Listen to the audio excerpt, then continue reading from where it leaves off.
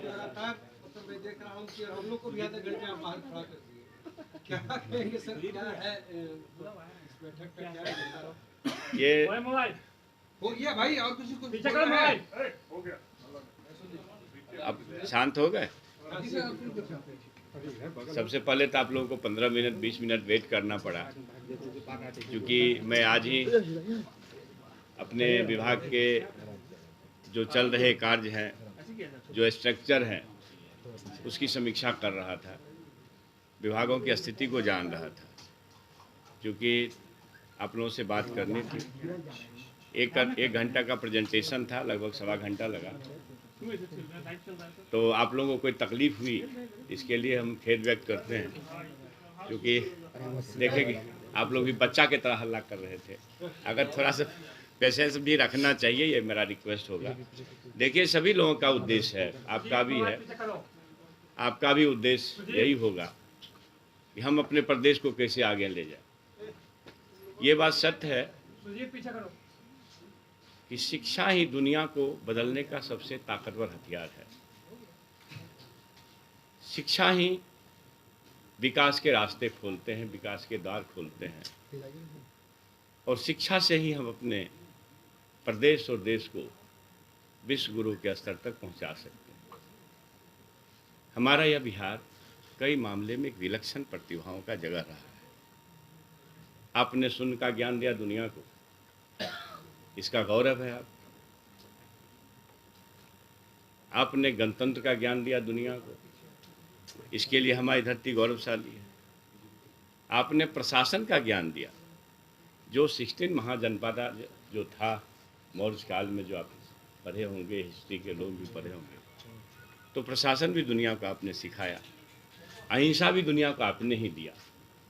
नहीं तो हमारे भारतवर्ष में एक परंपरा थी जिसको मैसेकर बोलते, तो मैसेकर महाबली प्रथा थी, और जब बुद्ध जी आए तो अहिंसा हमारे धरती पर आया।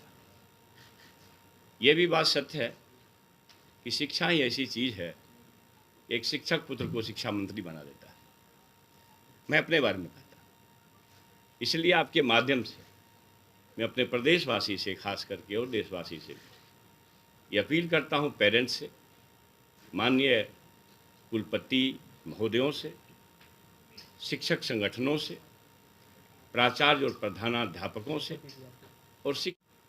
और कैसे बेहतर से बेहतर कर सकते हैं।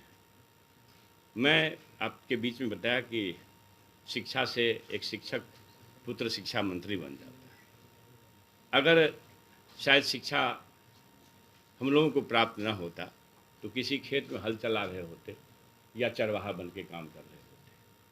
शिक्षा ही ऐसी चीज़ है जो गटर साफ करने वाले लोग या माइंस में काम करने वाले का बेटा उसके चीफ बन सकते हैं।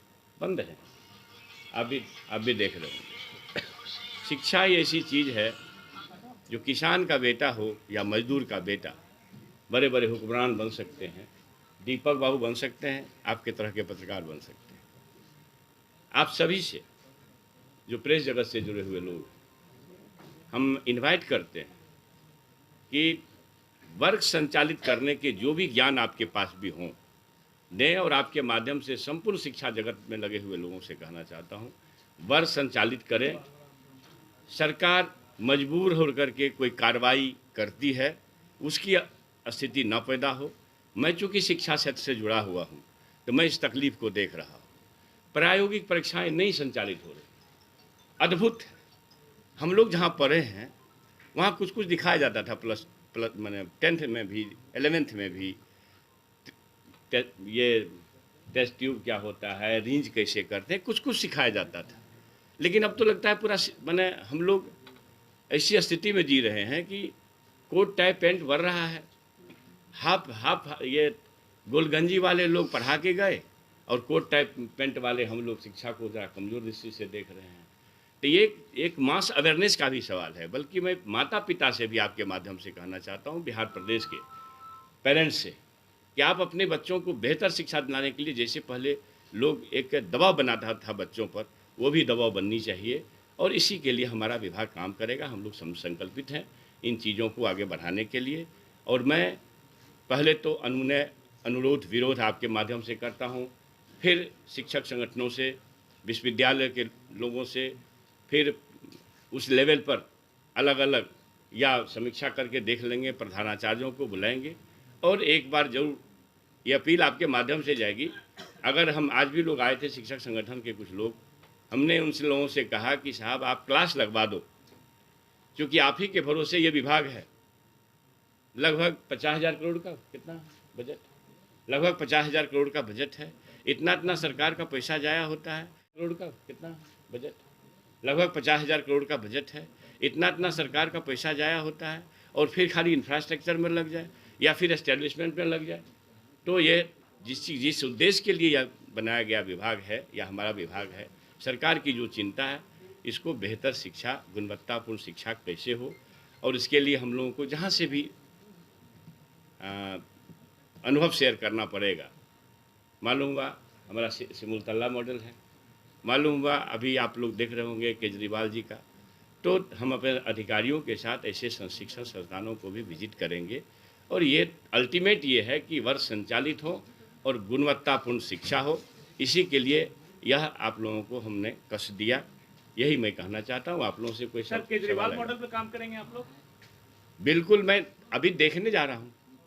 देख करके लगता है ऐसा, जो दुनिया भर के लोग आ रहे हैं वहाँ देखने के लिए, कुछ न कुछ तो है।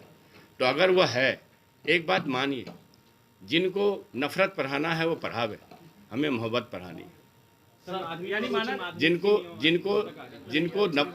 जिनको संप्रदायवाद पढ़ाना है वो पढ़ावे, हमको सोशल जस्टिस पढ़ानी है।